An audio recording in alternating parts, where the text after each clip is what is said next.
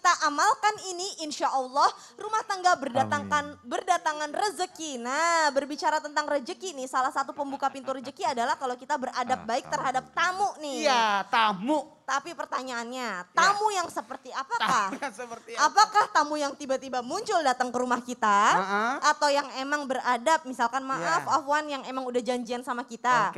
Tapi dalam masa pandemi kan nggak mungkin aku tiba-tiba datang ke rumah Ustadz Maulana. Kasihan banyak anak-anak, ya kan kasihan takut terpapar COVID. Maksudnya kan kita nggak tahu gitu. Nah, bagaimana Ustadz? Silahkan. Makasih banyak Ibu Caca, izin Pak Yai, Ustaz Sam. Bismillahirrahmanirrahim. Jamaah. Yeay. Oh jamaah. Iya. Alhamdulillah. Berbicara tentang ternyata ada berdatangan rezeki ketika kita mengamalkan amalan ini. Yakni bagaimana kita memuliakan tamu.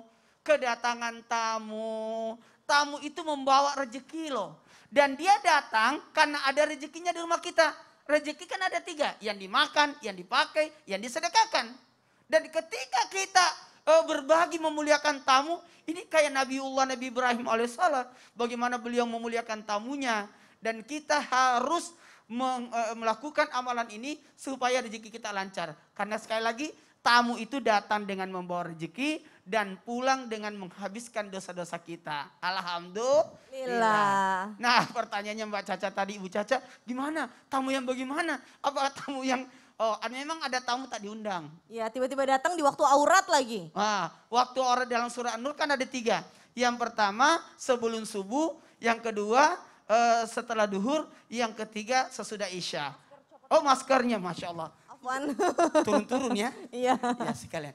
Baik jamaah yang dimuliakan oleh Allah. Mohon izin, mohon maaf. Nah kalau bagaimana dengan tamu yang datang sebelum subuh? Kayak Pak Kiai tadi.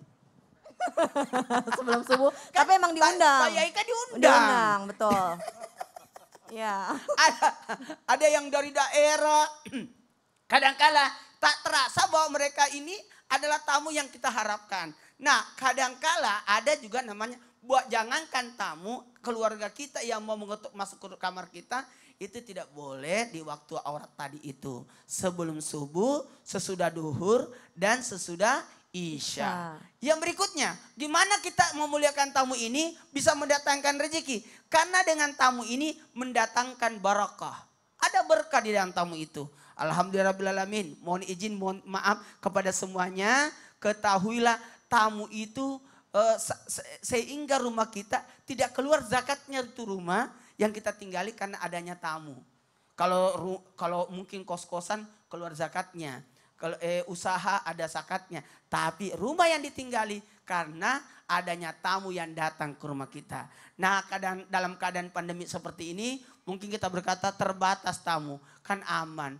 Bisa kirim makanan kepada orang-orang yang datang. Atau sekarang kan ada media komunikasi, handphone, ada Zoom dan sebagainya kan masih bisa. Masya Allah, tabarakallah. Disebut lagi ya. Masya Allah.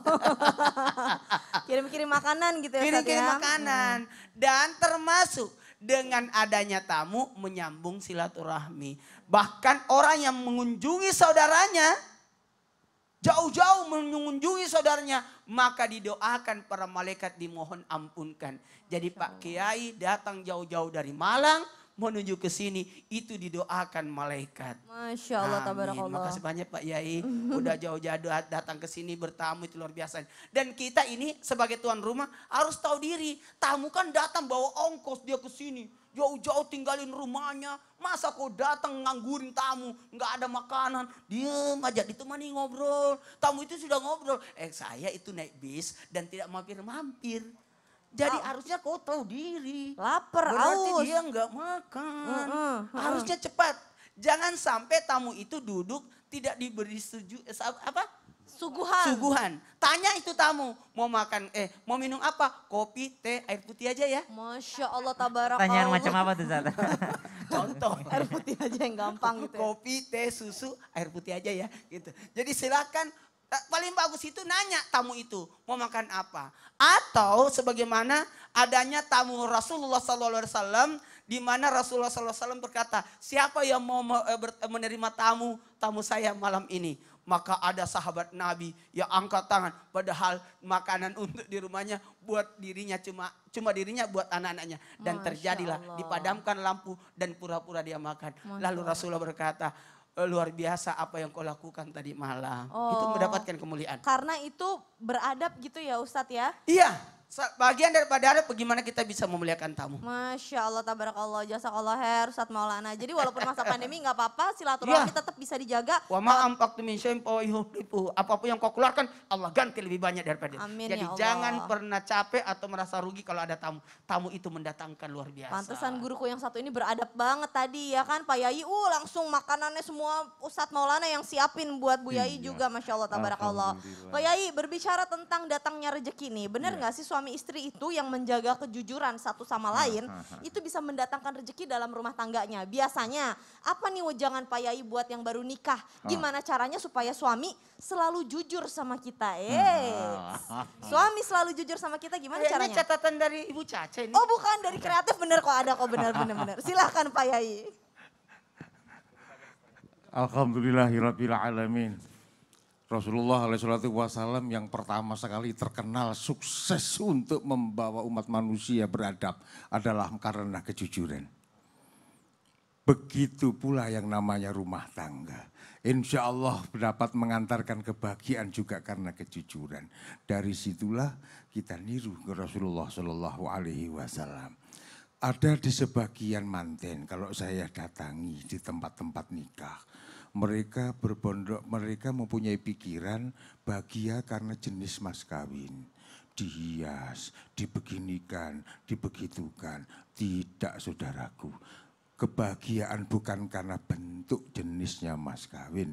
Tapi kejujurannya seorang suami dan ketaatannya seorang istri. Insya Allah dari kedua ini padu, jujur dan taat. Rezeki lancar barokah. Dari ini yang saya alami, ini pula yang saya lakukan. Sehingga apapun yang ada dalam keadaan rumah tangga saya misalnya.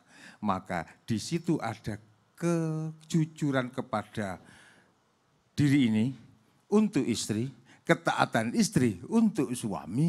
Alhamdulillah rezeki terus berjalan. Karena sebab sebuah kejujuran. Satu. Yang kedua, dermawan.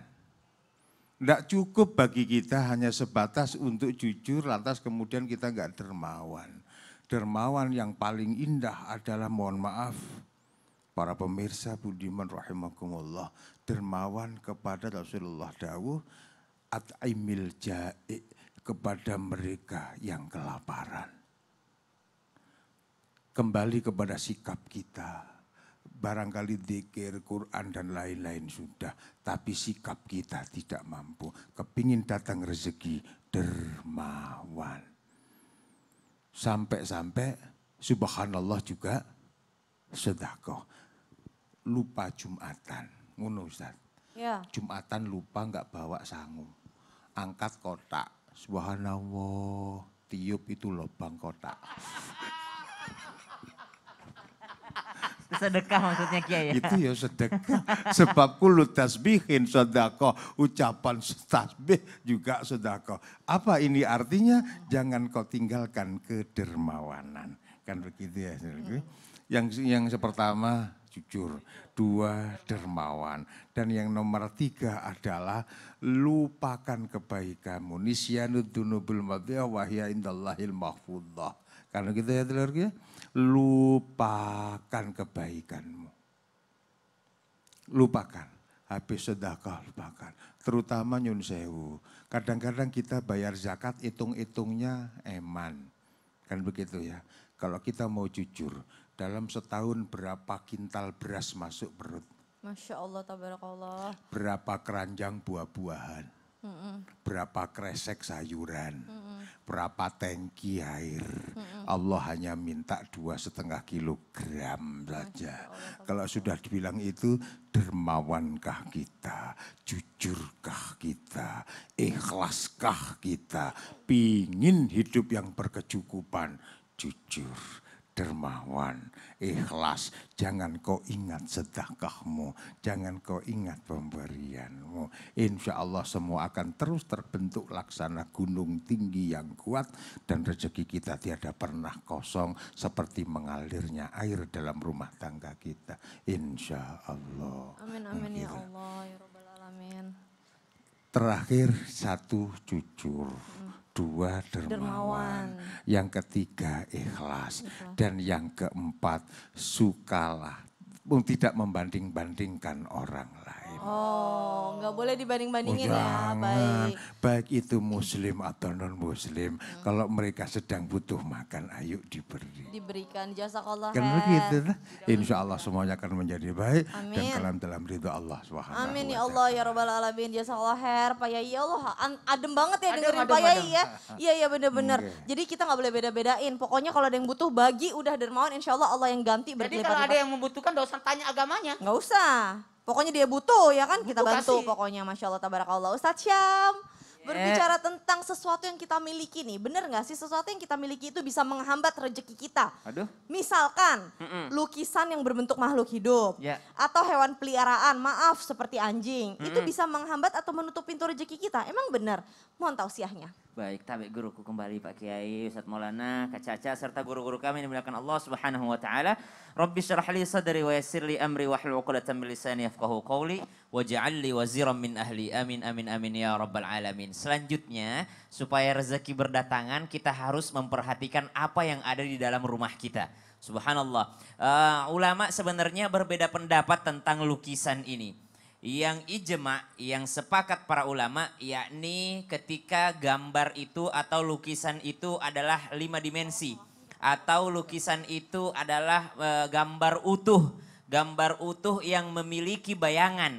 Jadi patung ya yang dimaksud adalah 5 dimensi itu adalah patung. Karena tersebut bahwasanya malaikat tidak memasuki rumah, yakni fihi as-surah. Yakni di dalamnya ada gambar. As-surah juga bisa diartikan adalah patung. Jadi patung itu yang memiliki bayangan. Gambar yang memiliki bayangan adalah patung. Maka subhanallah perhatikan juga yang ada di dalam rumah kita. Bukan berarti kita tidak memasukkan patung karena kita nggak suka art atau seni gitu ya. Tapi karena kita taat kepada apa yang diperintahkan oleh Rasulullah SAW. Yang kedua, kalau dikatakan ini malaikat nggak bakal masuk. Sama dengan memelihara anjing. Memelihara anjing itu dikatakan bahwa malaikat juga tidak mau masuk ke dalam rumah yang ada anjing di dalamnya. Maka subhanallah bukan berarti kita ada anjing dibenci anjingnya, enggak. Karena anjing tersebut masih ada juga perbedaan pendapat di antara para fuqaha yang najis itu liurnya saja kah?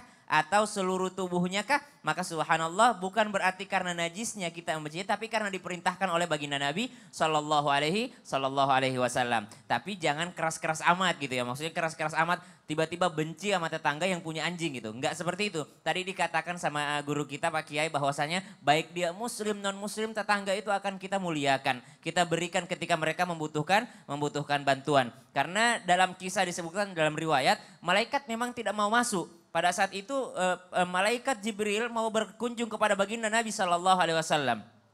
Namun ternyata di dalam tempat Rasulullah Sallallahu Alaihi Wasallam ada anak anjing. Di dalam tempat Rasulullah SAW ada anak anjing. Maka ternyata dikeluarkan dulu oleh Rasulullah SAW, barulah Jibril AS mau masuk ke dalam rumahnya. Ini bisa menjadi satu pelajaran. Apakah Rasulullah marah kepada cucunya?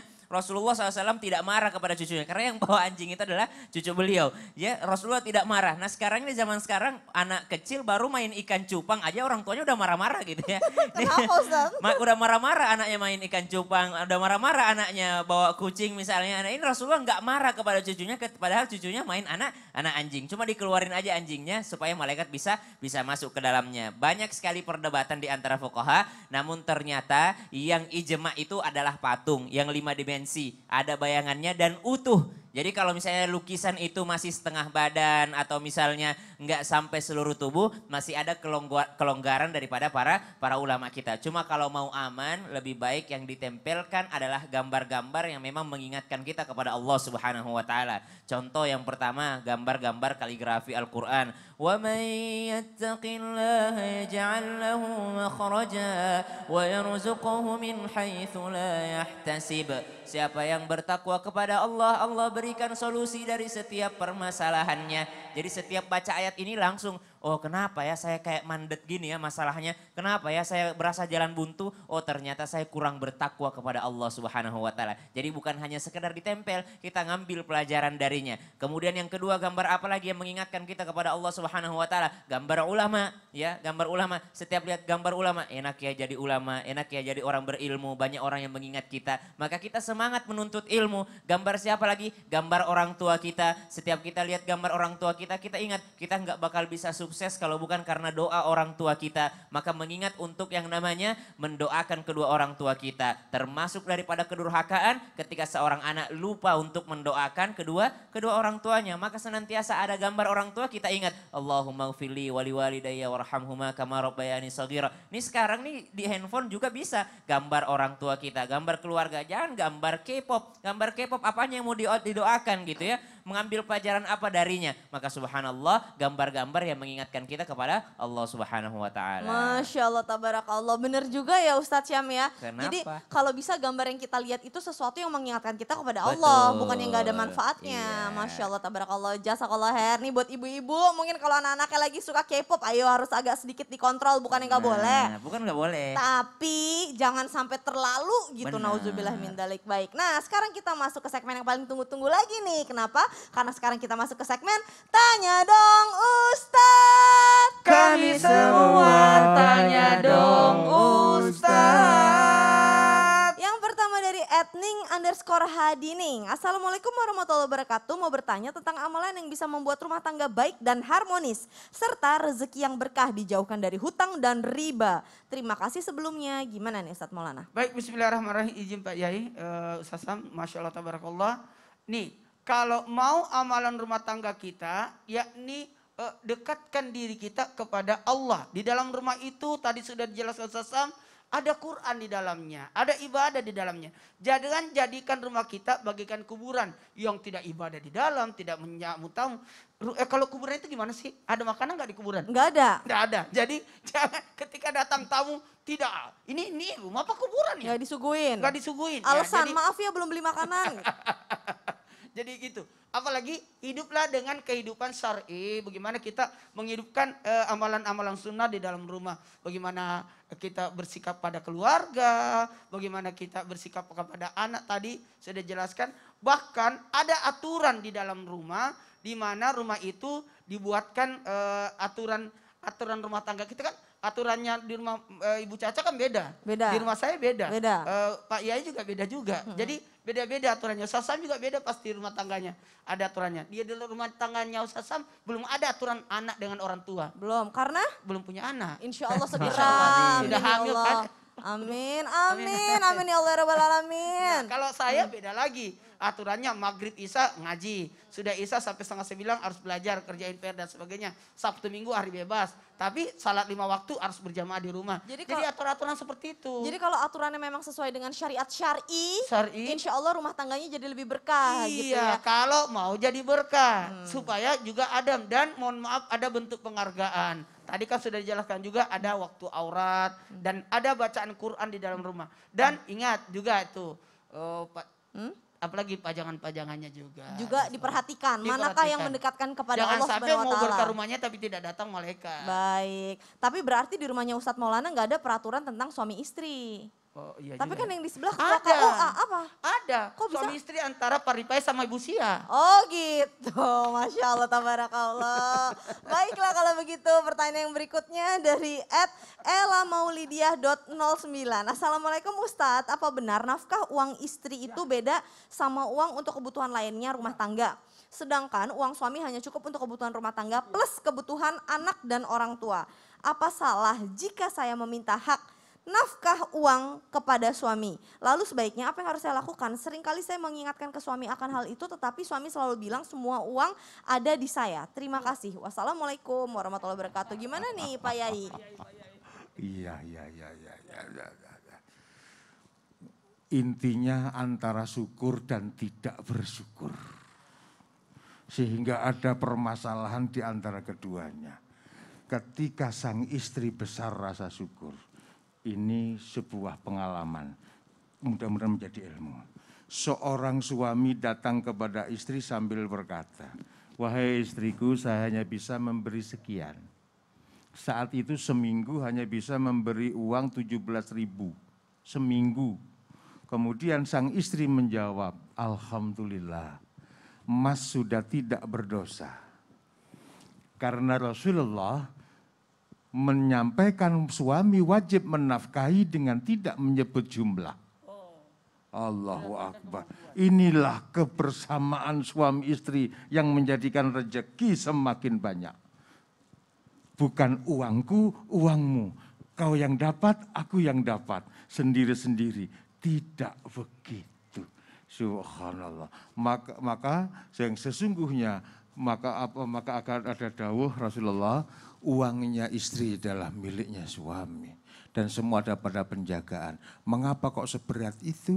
Ya memang begitulah aturan. Saya terima nikah, bertanggung jawab dunia dan di akhirat. Baik, Masya Allah, tabarakallah. Artinya kalau bisa jangan dipisah-pisahin gitu ya Pak Yai ya. Gitu. Dan insya Allah istri juga selalu ridho dengan pemberian suami. Nah jamaah setelah ini insya Allah kita akan sama-sama ada muhasabah nih dan juga doa.